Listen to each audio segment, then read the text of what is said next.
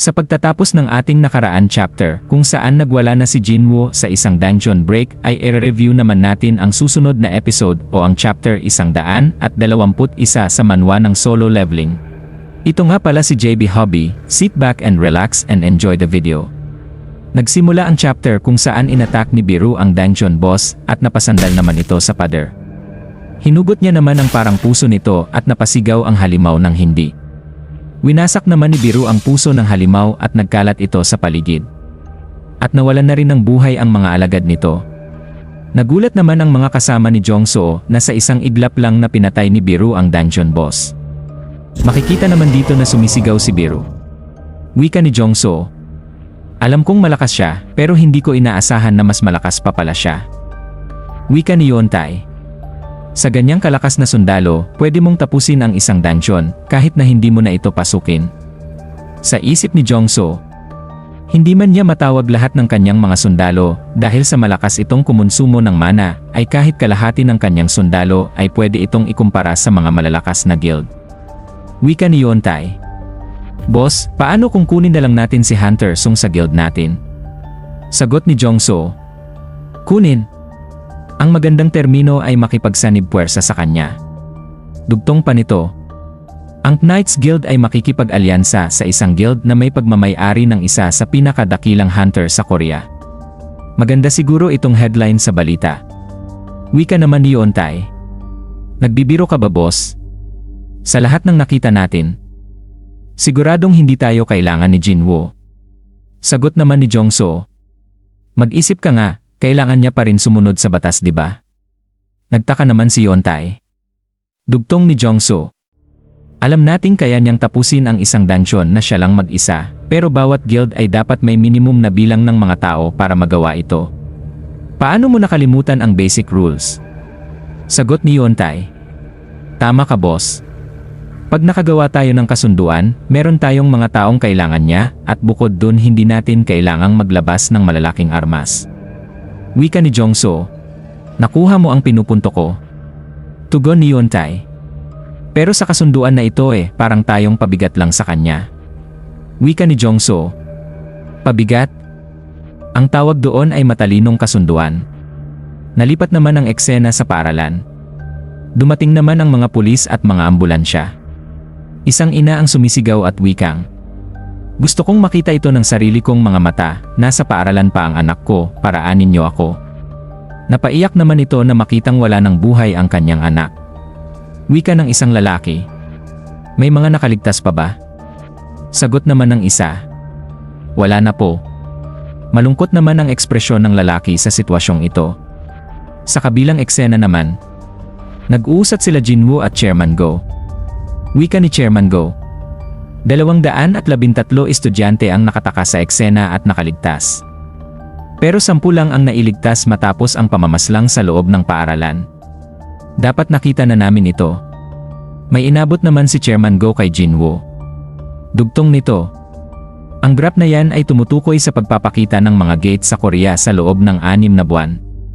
Ang isa naman ay tumutukoy sa ibang bansa. Mas maraming mga gate ang lumalabas sa kasalukuyan. Hindi lang iyon. Dumadami din ang mga hunter na nagpapa-certified ng rank sa kanilang awakening.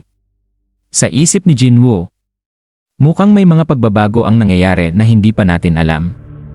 Wika nito, "Ano nga pala ang dahilan at gusto mo akong kausapin?" Nilahad naman ni Chairman Go ang mga papel at wikang, "Ito ang mga request na natanggap namin sa mga bansa tulad ng Japan, Amerika, China, Russia, France, United Kingdom, Germany at buong Middle East. Ito ay request na makita at makilala ka." Naalala niya naman ang sinabi ni Adam na maraming bansa din ang gusto siyang makita. Wika ni Chairman Go, "Magiging totoo ako sa iyo, wala kaming otoridad na pigilan kang makipagkita sa kanila. Pinapanatili lang namin na ligtas ang impormasyon mo sa mga request na ito. Nasa sayo naman ito. Pero ramdam kong hindi makakaya ng Korea ang mga pagbabagong nagaganap ngayon kung mawawala ka." Huminto naman sila sa ospital. Dugtong ni Chairman Go, "Hunter Sung, gagawin ko ang lahat ng makakaya ko sa aking kapangyarihan upang ibigay ang mga gusto mo. Pakiusap, manatili ka sa Korea." May 10 S-rank ang Korea, 2 dito ay namatay sa laban at ang isa ay piniling maging mamamayan ng Amerika. Ang asosasyon ay hindi dapat umupo at walang gawin, ang trabaho ng asosasyon ay panatilihin ang mga maasahang mga hunter para sa kapakanan ng ating bansa. Pakiusap, sabihin mo kung ano ang pwede namin maibigay sa'yo. Wika naman ni Jinwoo. Kung ganoon. Nagulat naman si Chairman Go sa wika ni Jinwoo na maari mo ba akong payagang pumasok sa isang high-rank na gate nang ako lang mag-isa. Wika ni Chairman Go. Sinasabi mo bang tanggalin ang minimum na bilang ng hunter para sa isang raid?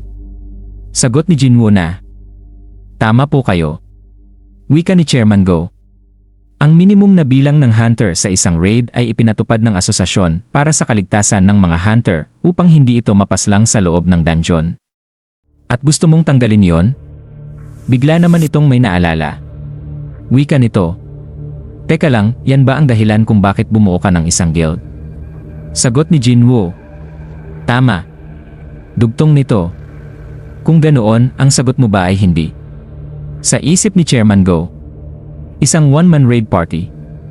Wika nito. Hindi ito madali pero gagawin ko itong posible. Nalipat naman ang panel sa isang shooting. Wika ng cameraman. Magaling ang pinakita mo ngayong araw, Soyeon. Sagot ni Soyeon habang may tumatawag sa kanyang cellphone na. Maraming salamat din sa inyo. Sa kabilang linya naman ay si Jinho at Wikang. Pinsan, gusto mo bang sumali sa guild namin? Ang gagawin mo lang ay pumirma ng kontrata at maari mo nang gawin ang gusto mo. Mas mainam ito kaysa sa aking ama na gusto kang itali sa isang guild. Sagot naman ni Soyeon. Anong guild? Ano ba yang sinasabi mo? Dugtong nito. Nabalitaan mo ba na babalik sa Korea si Jinhee? Sagot ni Jinho sa telepono. Alam ko. Kapatid ko siya, pero ang mas mahalaga ay magtatayo kami ng isang guild. Wika ni Soyeon. At gusto mo akong kunin sa guild na hindi kilala? Hindi ka naman siguro inuuto ng kung sino, di ba? Natawa naman si Jinho at wika niya sa telepono. Baka isuot mo ang pinakamaganda mong sapatos pag nakilala mo siya. Tinanong naman ni Soyeon kung sino ito. Napunta naman ang eksena sa building nila Jinwoo. Wika nito. Ito pala ang taong tinutukoy mo. Sagot ni Jinho. Tama. Siya ang pinsan ko si Yoo Soyeon. At may A-rank licensed siya. Nagulat naman si Soyeon at Wikang. Hindi ko inaasahang makikilala ko si Sung Jinwoo. Wika ni Jinho. Huwag ka ngang ma-starstruck dyan, ikaw kaya ang artista dito. Sa isip ni Jinwoo. Isang A-ranker. Dugtong ni Soyeon. Hindi ako makapaniwalang makikilala ko ang taong sumira sa press conference ni Lee Min-sung at naglaho ng parang bula. Wika ni Jinho. Yan pala ang dahilan mo kung bakit ka namangha. Sa isip ni Jinwoo habang umuupo. Si Jinho ay isang D-rank at ang pinsan niya ay A-rank. Namamana ba ang pagiging awaken? Siguro may kaso na ang magkapatid ay ma-awaken kasi hunter din ang aking ama. Wika naman ni Jinwoo. Nasabi na ba ni Jinho ang lahat sayo? Sagot naman ni Soyeon. Tama, at kailangan nyo pa daw ng isang miyembro. Wika pa ni Jinwoo. Kung sasali ka sa guild namin, siguradong mapupunta sayo ang atensyon ng mga tao, okay lang ba yon sayo? Sagot ni Soyeon. Kahit ano basta matalo ko lang si Yoo Jin-sung. Tanong ni Jinwoo. Yoo Jin-sung. Bulong ni Jinho. Sir, ang nakakatanda kong kapatid. Wika ni Jinwoo. Ibig mong sabihin ang kuya mo? Sagot ni Soyeon. Tama, at may pangalan na rin ito sa industriya. Dugtong nito. May request lang ako. Pwede ba tayong mag-selfie at i-post ito sa social media ko? Napunta naman ang panel sa asosasyon. Sigaw na wika ng assemblyman. Hindi ito katanggap-tanggap. Gusto mong ipatupad na ang pagtawag sa mga halimaw ay pwede maging miyembro ng isang raid party. Wala pa akong narinig na ganoon. Gusto mong ipatupad ito nung nalaman mong gumawa ng guild si Sung Jinwoo. Sa nakikita ko, isa itong espesyal na pribilehyo. Ang mga batas ng asosasyon ay mababaliwala dahil lang sa request na ito. Paano mo ito ipapaliwanag? Sagot ni Chairman Go. Tama kayo Sir Assemblyman. Ito ay personal kong kagustuhan.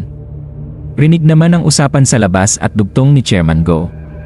Kung ito ay magiging mabait sa akin ang mga committee. Pero may tanong ako sa'yo. Ano ang pipiliin mo? 20 na A-rank hunters o si Jinwoo na isang one-man raid party sa isang dungeon break. Dugtong nito. Kung hindi ako nagkakamali, kamakailan lang ay lumipat ang ating butihing assemblyman sa isang apartment malapit sa isang guild headquarters. Bakit mo pipiliin lumipat sa napakamahal na apartment? Nagulat naman ang assemblyman at wikang. Wala itong kinalaman dito. Gusto ko lang lumipat sa isang ligtas na lugar. Wika din ni Chairman Go. Maari mo itong ibahagi sa ating mga kababayan kung abot kaya nila ang mga lugar na ito. Marami kaming natanggap na mga request ng iba't ibang bansa upang kunin lang si Hunter Sung Jinwoo. Masisiguro mo bang mananatili siya sa atin kung ganito pa rin ang patakaran na sinusunod natin? Ang ibig kong sabihin ay wag na natin maulit ang nagyari kay Wang Dongsu at ng mga Amerikano. Kung sa tingin mo na ang personal na request ay hindi mapapayagan, isipin mo na lang ang mga buhay sa Korea kung isang S-rank gate ang magpakita. Nalipat naman ang panel sa cellphone ni Hae-in at nakita ang post ni Soyeon sa isang social media. Nagulat naman ito at nanginig. Isang malakas naman na dabog ang maririnig sa labas ng kanyang bahay. At dyan natatapos ang ating chapter review at see you sa mga susunod na mga video. Kaya kung nagustuhan mo ang video na ito ay mag-like, comment at mag-follow ka na rin sa aking channel for more videos like this. Muli, ito si JB Hobby. Peace out!